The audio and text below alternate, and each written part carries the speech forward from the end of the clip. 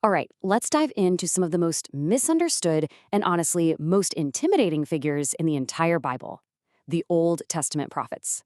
We're going to blow past the stereotypes and get right to the heart of what they were actually all about. Seriously, take a second. What's the image that pops into your head? For a lot of us, it's probably some wild-eyed guy with a long beard, maybe standing on a corner shouting that the end is near. It's a powerful image for sure. But is it right? And this is where things get really interesting. That common view of hysterical, angry ranters, it's mostly a caricature. The surprising reality is that these guys were incredibly logical. They weren't just making stuff up on the fly. They were messengers, enforcers really, of a very clear, very specific agreement that was already in place. So, to really get what the prophets were doing, we have to understand that agreement. It's the single most important key to unlocking their whole message. It's called the covenant. Think of it as their official rulebook. The covenant was basically a binding contract between God and Israel. And this thing was on the books long before any prophet showed up on the scene.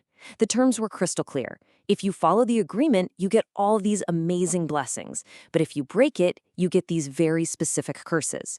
So the prophets weren't inventing new threats. They were basically just showing up and reading the fine print out loud to a people who had forgotten they'd signed the contract. And you know how we know their message was so logical? Because it almost always followed this exact four-part pattern. It's a formula. Step 1, the accusation. Hey, you have broken the covenant. Step 2, the call to action. You need to repent, turn around, right now. Step 3, the warning. Because if you don't, this judgment is coming. And then step 4, this glimmer of hope. But even after all that, restoration is possible. Okay, so let's zoom in on that third part, the one everybody remembers, that warning of judgment. It wasn't just gloom and doom for the sake of it. The prophets were stepping into a very specific and very important role. This quote just nails it. They saw themselves as watchmen. Now, in the ancient world, a watchman's job was life or death. You stood on the city wall, you scanned the horizon, and if you saw an enemy army coming, your only job was to sound the alarm as loudly as you possibly could to save everyone inside. You wouldn't be subtle about it, would you? So that tone that we often read as just plain angry, it was urgency. The threat was real, it was immediate, and it was catastrophic. And think about this. If God's goal was just to destroy everyone, he could have done it without any warning at all. The very fact that he sent a watchman to scream a warning was in itself a profound act of mercy. And here's the thing. The disasters they weren't about weren't pulled out of a hat. They were the specific curses listed right there in the covenant rulebook, in places like Deuteronomy 28. Famine, which one prophet poetically called cleanness of teeth because there was no food, drought, crop failures, plagues, defeat in battle, all leading up to the ultimate curse, being kicked out of a land entirely, exile. So to get people's attention, to really make them feel the weight of what was coming, the prophets had to use language that was just off the charts.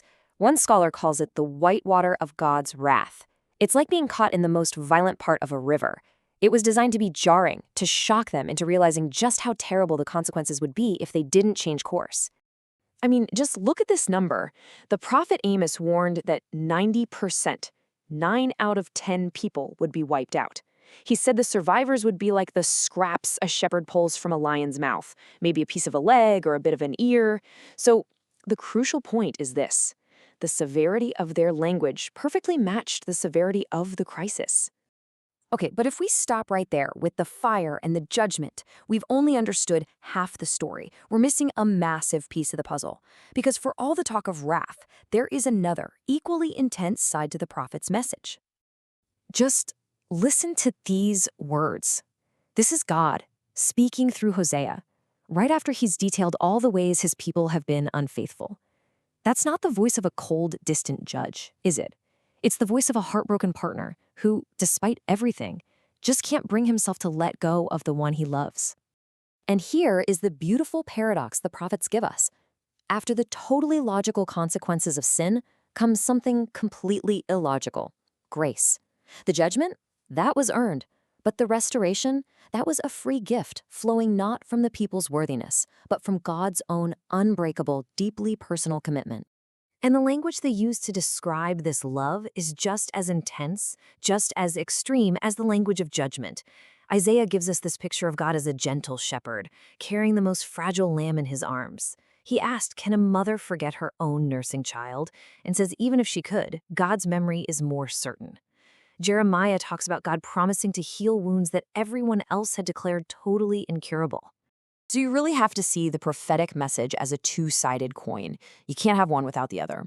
On one side, you've got the severe, logical judgment that comes from breaking the covenant, but flip it over and you have this stunning, unbelievable salvation that comes from God's profound, unwavering love for his people. All right, so let's pull all this together. Let's land the plane here. What does this new, more complete picture of the prophets mean? And why should we even care about their message today? Well, for starters, let's officially debunk those old myths. They weren't hysterical babblers. They were brilliant, logical messengers using incredibly skillful rhetoric. They weren't just angry messengers of doom. They were urgent watchmen who also delivered some of the most beautiful passages about God's love in the entire Bible. And maybe most important, their primary job wasn't foretelling the distant future, it was forthtelling, speaking God's truth with courage and clarity right into their own messy present. And that leaves us with this final, massive question. The prophets refuse to give us a simple, one-dimensional God. They show us a God who is, at the same time, fiercely committed to justice and relentlessly committed to love. They show us that our choices have real, devastating consequences, but that grace and compassion will always have the final word. So, what does it mean for us, today, to live in light of a God who holds both of those truths in perfect tension? That's the challenge the prophets leave us with.